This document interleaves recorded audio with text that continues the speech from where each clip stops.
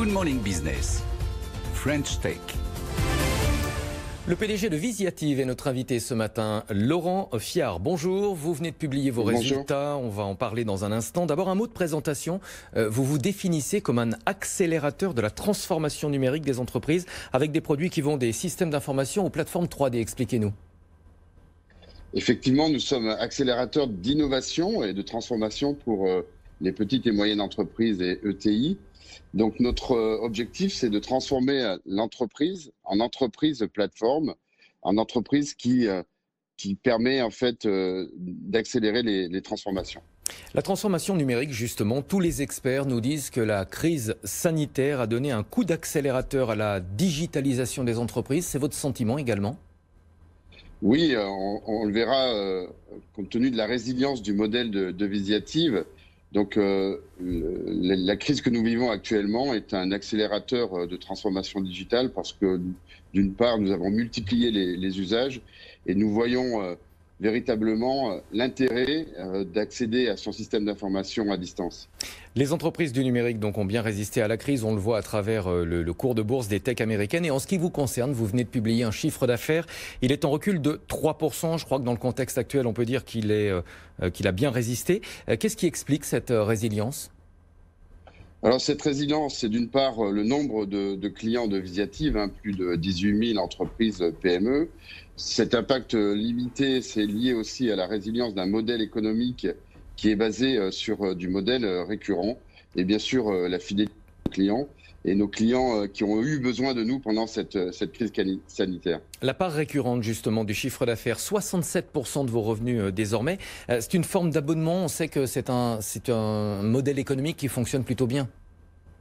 Oui, on a deux natures en fait de modèles récurrents, un basé sur les contrats dits de maintenance, le support que nous donnons à nos clients, et puis le modèle dit SaaS, le modèle d'abonnement, ce modèle récurrent qui permet aux clients en fait d'obtenir de l'agilité quant à l'usage des logiciels. Comment est-ce que vous anticipez la reprise ? Est-ce que vous pensez qu'on peut avoir un redémarrage peut-être plus dynamique que ce qu'on attendait ?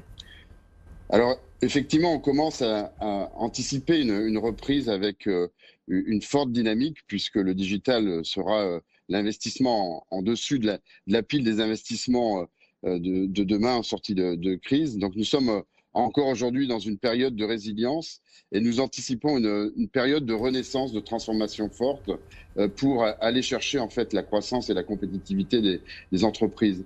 Donc le digital est au service de cette croissance et de cette compétitivité et c'est une opportunité pour chacune des entreprises industrielles d'aller dans cette dynamique du futur, de l'usine du futur, de l'industrie du futur et d'aller chercher les éléments de différenciation.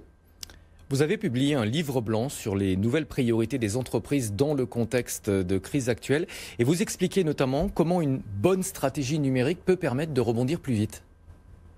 Oui, effectivement. Donc, le livre blanc qui s'appelle Le Grand Air est effectivement une démarche justement de la renaissance, de la résilience jusqu'à la renaissance avec énormément de témoignages clients qui mettent en valeur comment le numérique a permis d'être agile pendant cette crise. Donc agile aussi bien sur les usines de production, sur les moyens de conception, mais aussi sur la possibilité du système d'information quant à sa performance et à sa sécurité. Voilà, c'est un document qu'on peut retrouver sur le site internet de votre entreprise.